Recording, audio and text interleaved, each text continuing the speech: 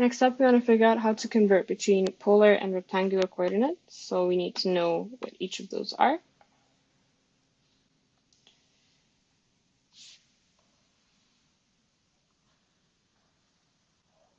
So if we have the same point located here on both graphs, in rectangular coordinates, we'd identify that point by going along the x to a certain position that we will call x, and then going up along our y-axis until we meet that point. And so we'd denote that the position of that point is at x, y.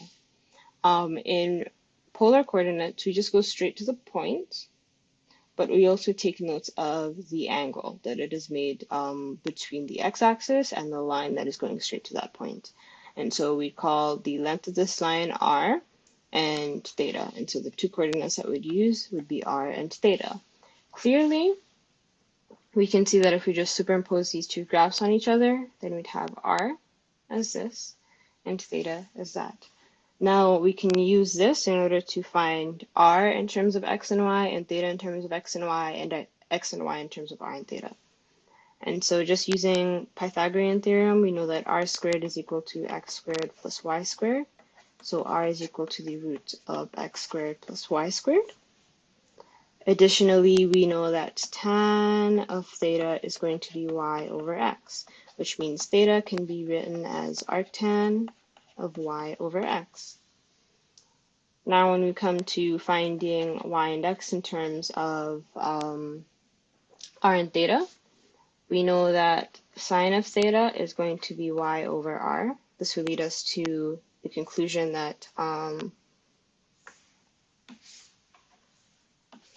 when you solve for y is equal to r sine theta. We also know that cos theta is equal to x over r. So x is equal to r cos theta. And that is just going to be how you convert between the two. So as an example, if you're given r is equal to 4 and theta is equal to pi over 6, you will get that y would be 4 sine pi over 6, which is 4 by 1 over 2, which is simply 2. And that x is equal to 4 cos pi over 6, and this is just 4 by root 3 over 2, and that's just 2 by root 3.